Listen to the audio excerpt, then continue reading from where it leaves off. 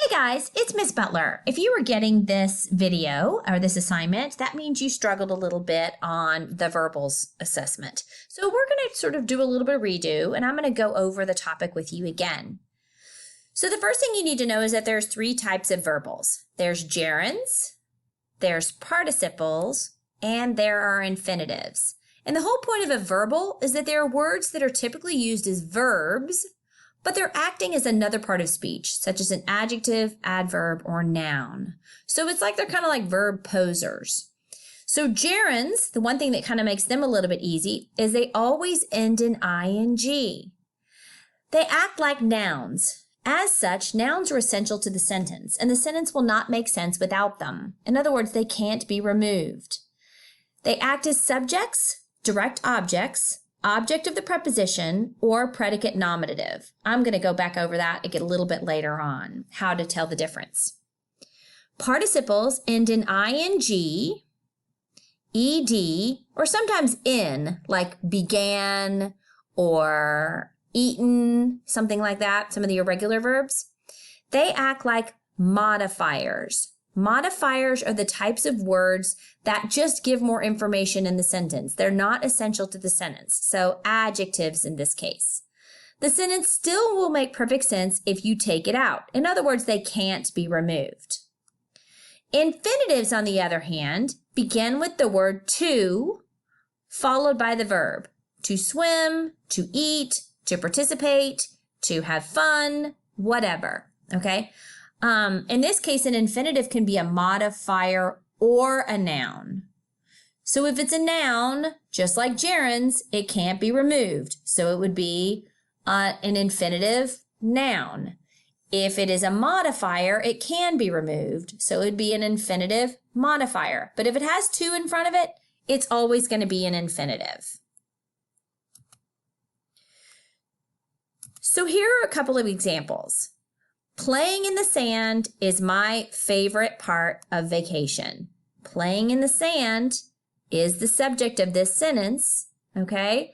And it is a gerund. If I were to take it out, is my favorite part of the vacation, doesn't make sense, okay? So in this case, it's a gerund. Because it's at the beginning of the sentence and there's nothing before it, it is a subject gerund. Same phrase though. Playing in the sand, Joy realized she loved the beach. In this case, playing in the sand is describing joy. And really, if you could take it out, and Joy realized she loved the beach, still makes sense all by itself. So it's a participle or an adjective, and it's a participle that's describing joy. An infinitive situation would be Joy realized that she loves to play in the sand. Notice how it starts with to, so it is an infinitive. Okay? So far, so good, everybody? If you don't understand, please pause and go back and do it again. Oh, one more thing. If it is a regular verb, it's going to go along with the subject. So she plays, I wish it would stop doing that.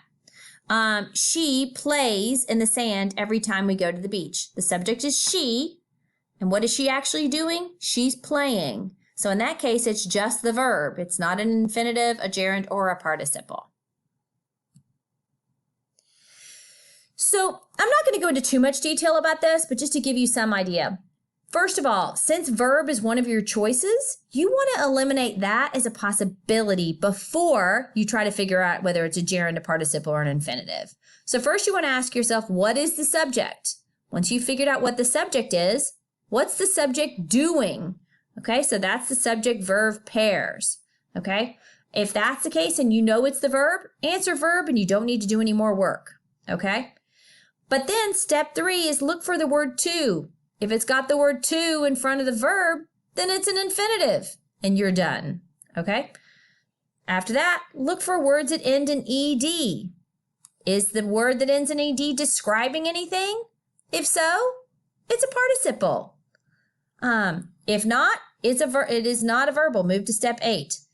Then look for a word that ends in ing and find the entire phrase. Of course, I'm going to go ahead and give you the whole phrase.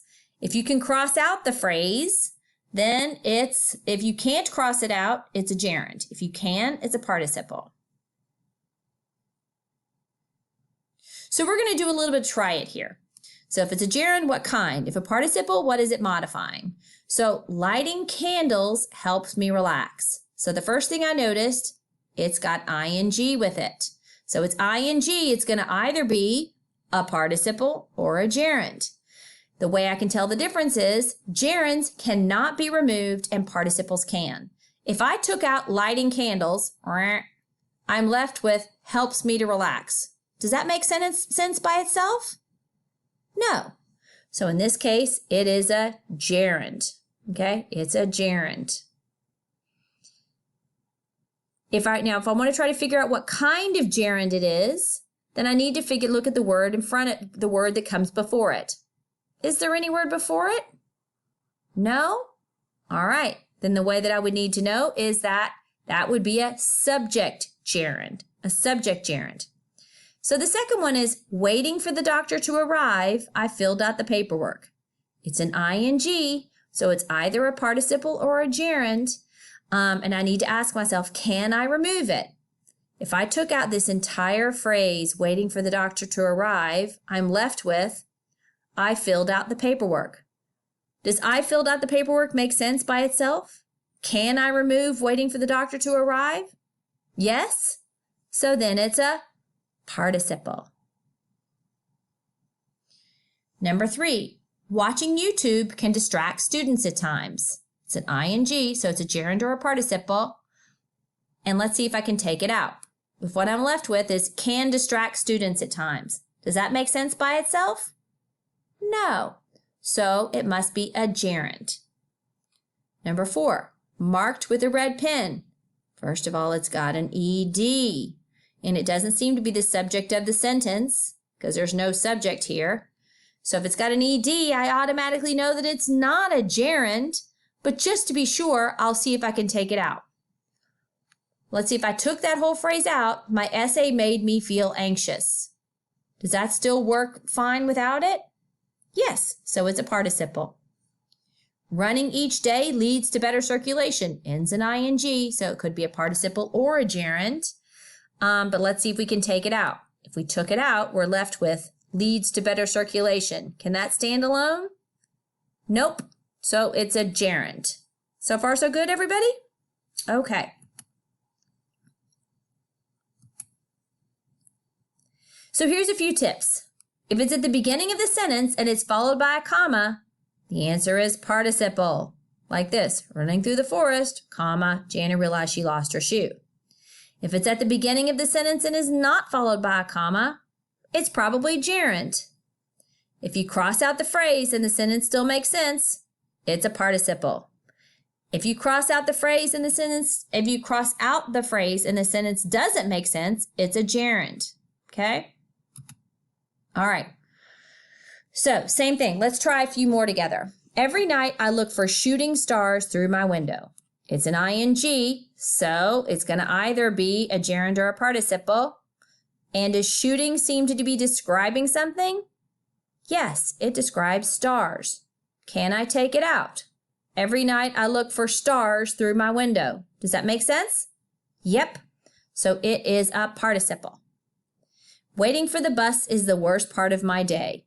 It's ing, so it's either participle or gerund.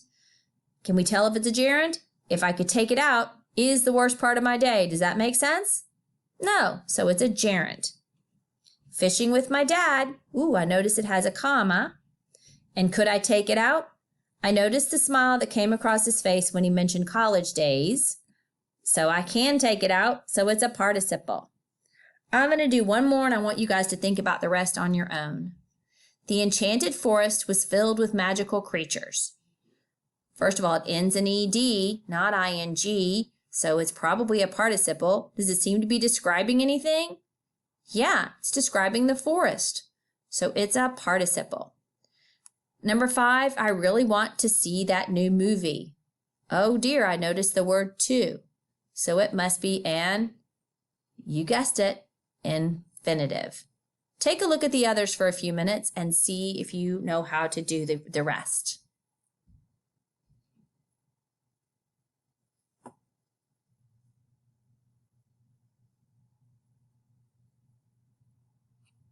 Feel free to pause if you need to.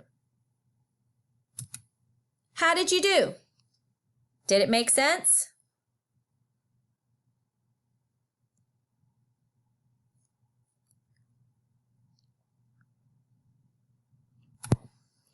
Finally, guys, I'm going to have you guys attempt a new version of the quiz. I've redone it on Kia, ready to go for you guys. So I want you guys to take a look at it and make sure that you can have this open during the quiz to help you out. So things to remember: nouns can't easily be removed. So nouns are going to either be gerunds or infinitives. Modifiers, adjectives and adverbs, can easily be removed. So that's going to be a participle or an infinitive. To determine what kind of gerund, look to the word before it. If there is no word before it, and you've already determined it's a gerund because you can't take it out, then it's going to be, if there's nothing before it, it's going to be a subject gerund. If there's an action verb before it, it's going to be a direct object gerund.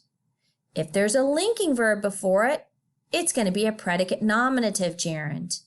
If there's a preposition, remember prepositions are all those words that Eeyore can do in relation to the box, then it's going to be an object of the preposition. All right, guys? So what I want you to do now is, if you need to, you can review this video again. I want you to please go on to go on to Kia and log on. There's no secret word this time. The quiz is on the class webpage, and it says in verbals remediation, and take the quiz that's been assigned to you. That will be your remediation grade, and I'll be able to remediate your grade that you didn't pass the quiz on. All right? You guys can do it. I have faith in you. I know you can do it. If you have questions, go ahead and send me an email, and we'll arrange a time to talk by video chat. Thanks so much. Bye.